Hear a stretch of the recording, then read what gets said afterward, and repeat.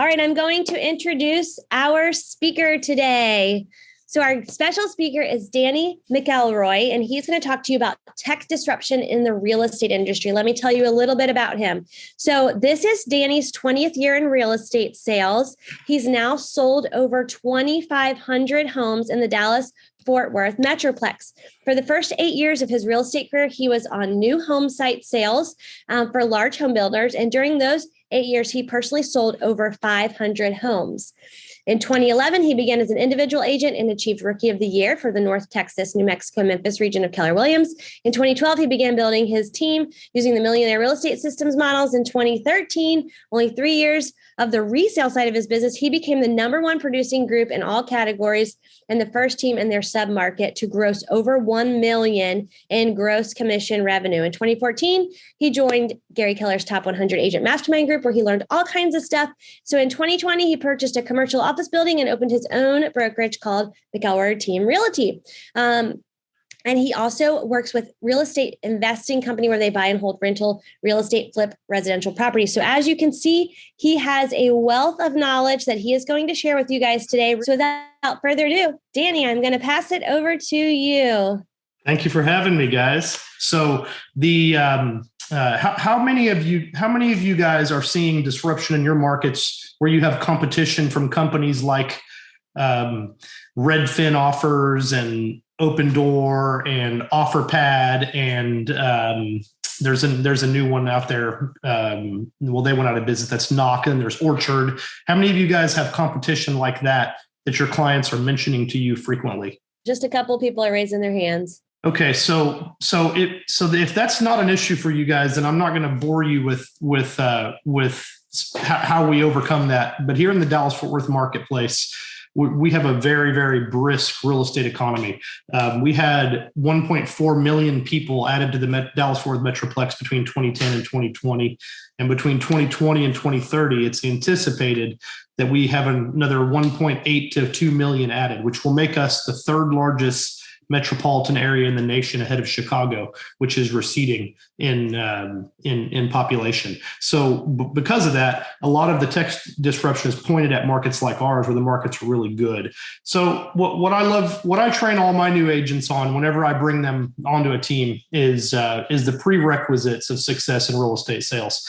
And the reason I talk about this is because it's often overlooked. When people think about selling real estate, excuse me, when people think about selling real estate, they often focus on the skill-based tactics, the data, how to do the job more specifically, rather than the mindset behind being successful. So anytime I interview a new agent for my team, even though we are an independent brokerage, I only run a team. I don't do large-scale brokers like you guys. We sell real estate. That's our primary way of making money. We're not a brokerage platform, we're a team platform. And so what I talk to people about is when you're selling real estate and working with one of our client leads, most people focus on how to do it and what to do. But the reality is being successful in real estate is an inward game. It starts with your mindset first. If any of you have read old school sales training books by Zig Ziglar, you'll see a concept in there called be, do, have. It's one of the most powerful concepts for somebody in a sales field because it makes you focus on the inside person. What's going on in your mind? What is your self-talk? What are your beliefs? What are your daily affirmations that's going on in your mind that create the results you get? See, most people think about sales, real estate sales specifically, as what do I want to have? I want to have 50 sales a year. I want to have 30 sales a year. Instead of thinking about who do I have to be to do what I have to do to get that result? So focusing on the B side is so much more powerful. So when I train agents and whenever I teach new salespeople, the first thing I want to talk about are what I call the 4 C's of real estate. And they're the prerequisites for being successful in real estate sales. The first one is contribution. And I made them all into C's to make it catchy, but you can make it anything. Contribution means that you have an abundance mindset and you have a heart full of love for the marketplace and the consumers. Whenever I see salespeople that are getting into the business and they have a high level of need and a high level of desperation, so to speak. They're focused on their own selfish goals. They're not focused on the customer and the client.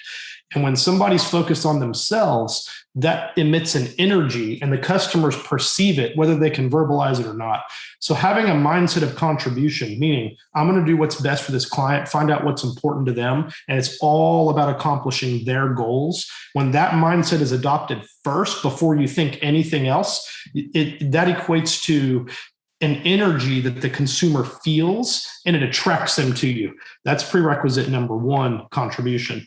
Number two is confidence. And confidence means more than what it might sound like. But remember, I had to make them all into C's. The better way to describe confidence is faith. Faith is a belief and an internal expectation that the results are going to come. You believe in yourself. You believe things are going to go well when you do the right things and you take the right actions, and the results are going to come. It's just a matter of time.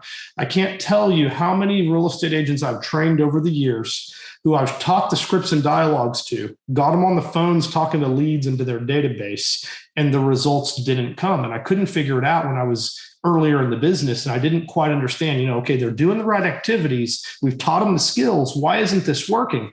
And what I found was, in their minds, they didn't expect the person on the other line to work with them, to set an appointment, to do business with them. They were just going through the motions, and they didn't have faith in their heart that they could actually deliver a customer experience and actually do the job, and actually that person should hire them. So without the faith and the confidence and the expectation, when you pick up the phone to talk to somebody, hey, this is going to work. They're going to use me. We're going to sell their house. We're going to help them accomplish their goals.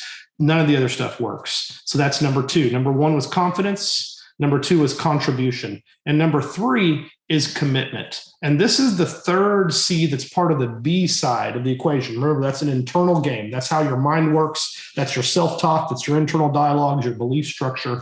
That's the prerequisites to being successful. And number three is commitment. And the best way to describe commitment is the word diligence. Diligence means the right application of knowledge. And commitment means I'm going to show up every day consistently and work on being the best I can be. And that's an internal mindset. Most of us just go through the motions naturally, and human nature is to default to our common behavior patterns. But when you say in the beginning of the day, I'm going to focus on being the best I can be and improve every day, that creates a pattern of diligence in your life. And those three things I found, when a salesperson has them, become unstoppable. The next thing that happens after that is they quickly have more business than they can handle. I've seen it happen over and over again. And those are the common denominators I've seen. So if you want to become very, very, very successful in real estate, focus on those three things first. And the last four is the part that is the do portion of be, do, have. And of course, do means the stuff I do every day. And number four is choose the best environment. So number one was confidence. Number two was contribution. Number three was commitment. And number four is choose the best environment. The fourth item that's a prerequisite to being highly successful in real estate is that you can't do it alone. Now, I say you can't. Some people do, but rarely do you see people being highly successful in real estate that aren't surrounded by the right peer group, the right mentors, and the right systems and processes. When you choose an environment that supports you, you give yourself the fourth C of the prerequisites for success. And of course, all of you have done that at Canzel Realty, great organization. I researched you guys before I got on the call. You guys look pretty awesome. So, I know you guys work with, obviously you focus on really resale residential. What are some of your best scripts that you use on the phone? And do you have really great text scripts? Do you find people respond better to that? So years ago, when I started in real estate, it was 2011, and I mastered scripts and dialogues at brand new in my business when I was a brand new real estate agent. I haven't focused on scripts and dialogues in several years because my business has transformed to basically a referral and repeat business. I no longer have to generate business the same way I used to. When I was brand new in the business, so to answer your question directly, when I say brand new, my first year, I hired a business coach. The broker I was with had a coaching program, and I paid $1,000 a month. And the first thing that my coach discovered about me was that I had inconsistent starting off points in my conversations with clients. We call that a script. the misconception that I had about scripts, I was like, oh, I'm not reading a script. I'm a good salesperson. I'm intelligent. I can have a conversation with people. And I had a misconception in my mind about what it meant. So I totally missed the portion of the word scripts and dialogues. So I thought I'm supposed to read these lines and the customer answers and I read the lines. And I thought that was the most ridiculous thing ever. Well, it was, because I wasn't paying attention to the dialogue side of it. So once he'd explained to me that scripts are just the starting point to engage the customer in a conversation, or the lead or the prospect or whoever it is, that's the starting off point that we start from to ensure a successful conversation. The dialogue is what follows: the objection handlers, the conversation, the rapport building, all of those things. So what he had me do was he assigned me 5 of his other coaching clients, and every morning I had a different one that I'd pair up with. And the day before, we would text each other the script we were going to work on. And 15 minutes before it started, we had to physically handwrite out the script 5 times on a notepad, and then text a picture of that to our coach. And then he would record the calls when we did our script practice together. And it was transformationally powerfully for me, because it forced me to become very, very good. I mastered them internally to where now scripts are just a natural part of the way I conduct myself with clients. In the early stages, scripts and dialogues are extremely important because they teach you what to say before you have it mastered internally. Once you get going, then it's second nature. Your scripts and your dialogues are just your conversations and who you are. Now I can pick up the phone, call any lead source, and I don't have to have a script in front of me. But that's after many, many, many hours of script practice and physically writing out the scripts. The scripts we used to use back then were originated from a company called Mike Ferry. They were adapted to KW. They had a course called Bold that was really good and powerful, but they're basically Mike Ferry scripts. All right. Well, now we have some questions. You ready? I'm ready. The first question is, can you expound on environment? Sure. So I'm a faith-based guy. I have a biblical worldview, and I'm not pushing that on anybody else. But the scripture that I read that taught me a lesson on this, it says, "Walk with the wise, and you become wise yourself. But the companion of fools is sure to be destroyed." That's in Proverbs. That's a proverb written by King Solomon, who was the wealthiest king in the ancient world in the Jewish days.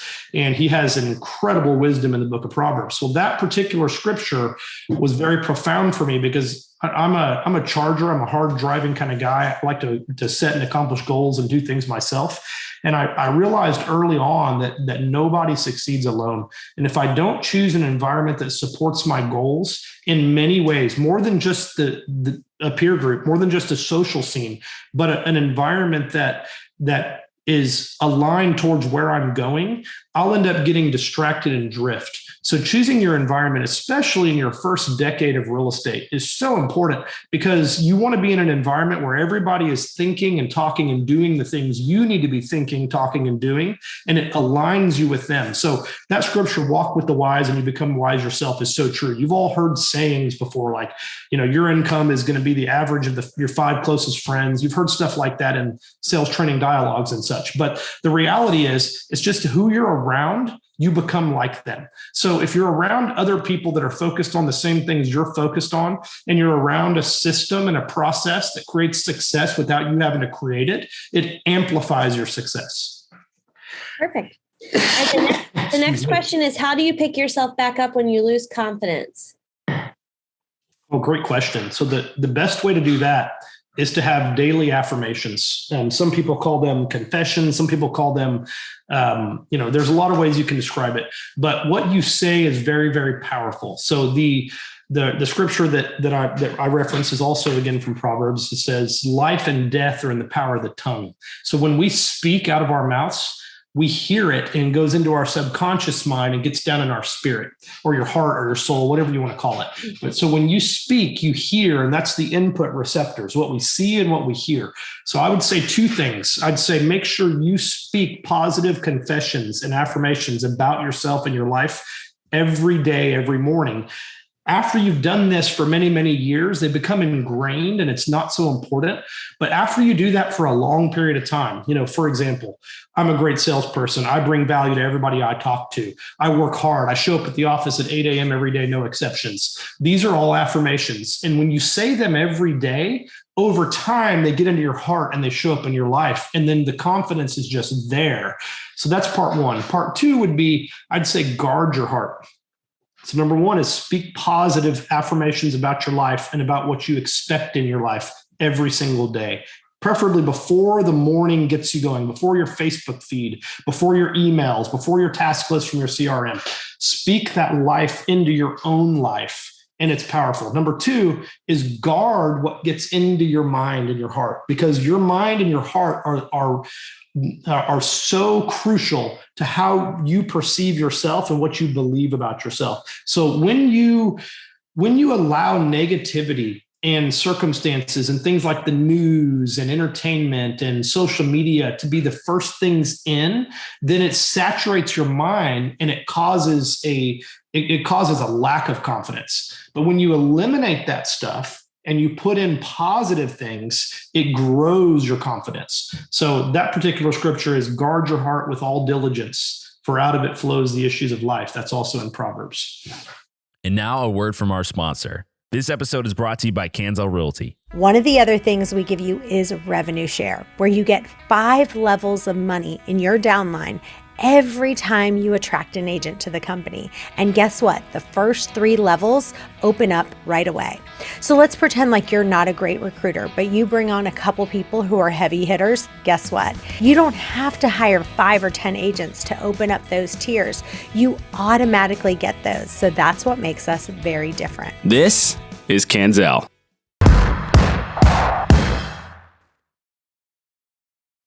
Awesome. And this one goes a little bit along with it, is about the confidence. How do you tap into that confidence, especially as a new agent and things aren't going as well as you're used to them going? Oh, great question. So that's very similar to what happened to me when I first got started in real estate. I got started in real estate in 2011, which happened to be the bottom of the market, the very bottom.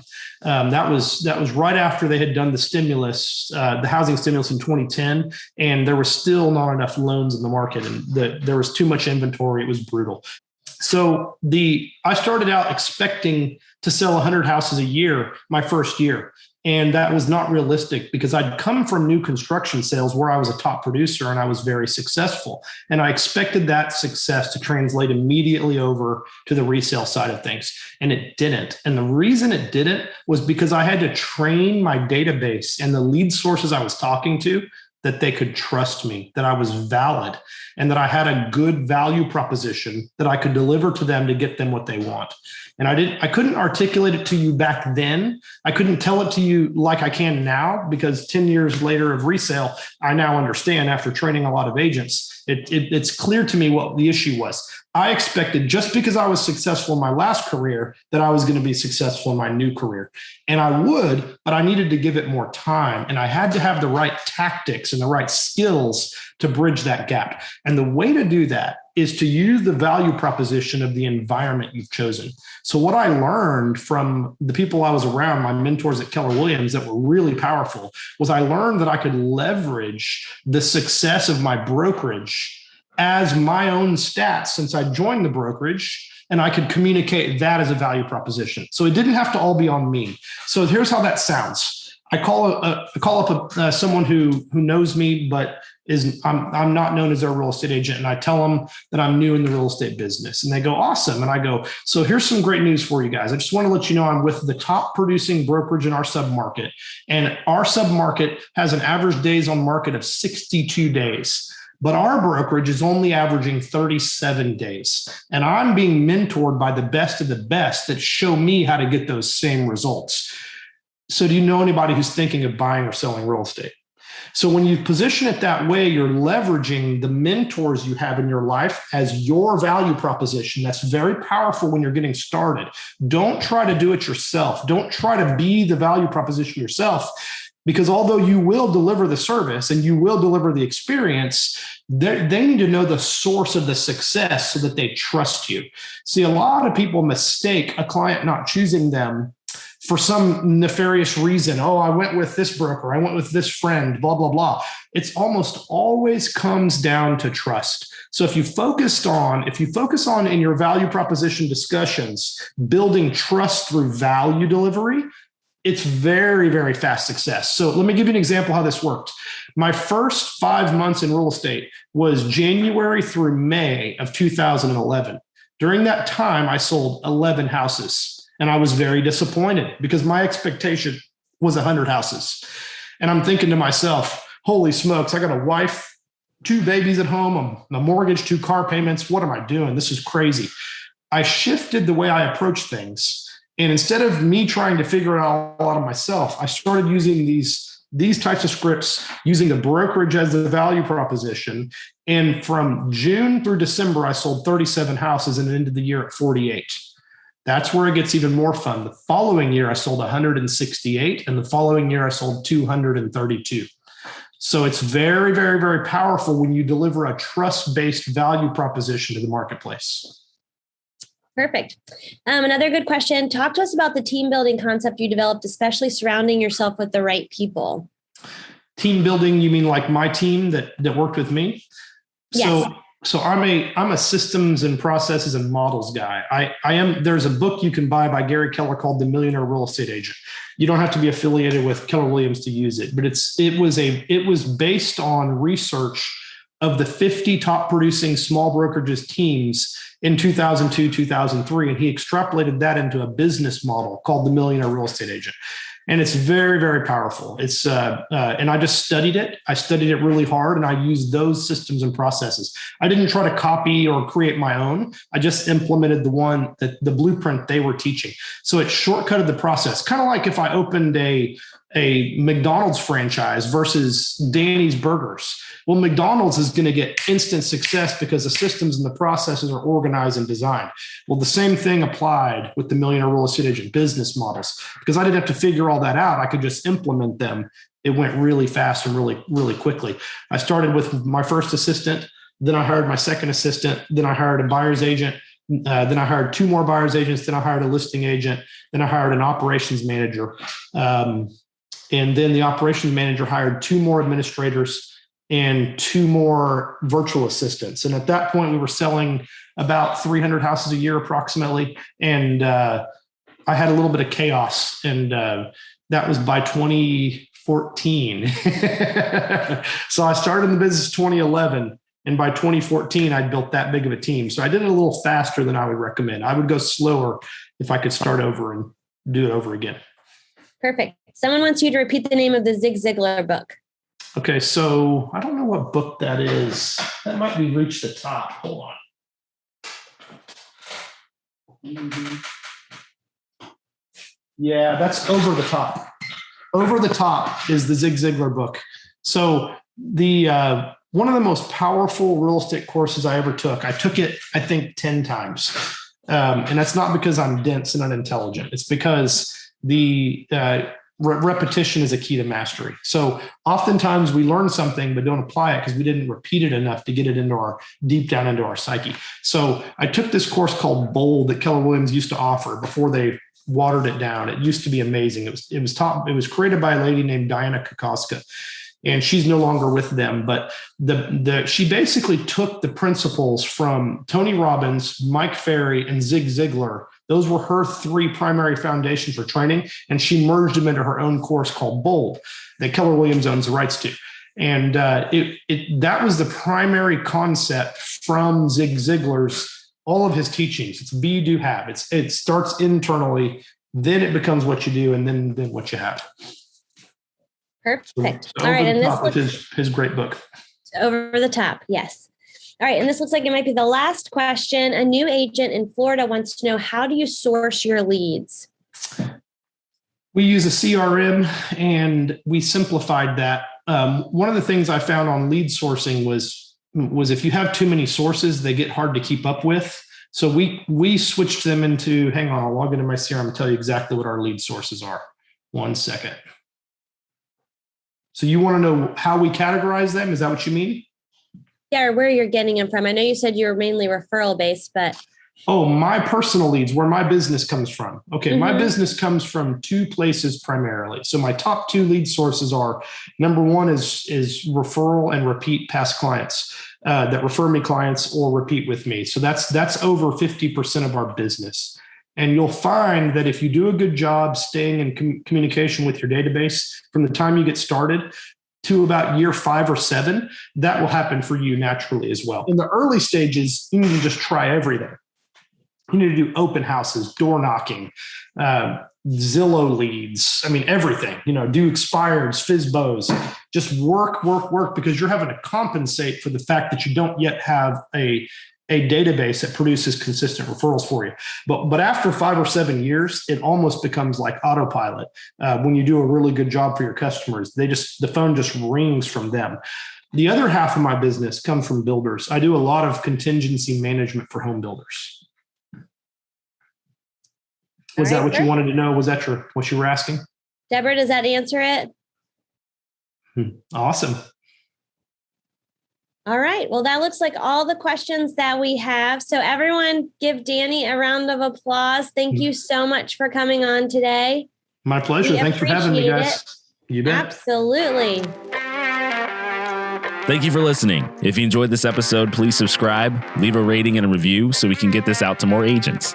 And tune in next week for another power-packed episode. This is the Millionaire Real Estate Podcast.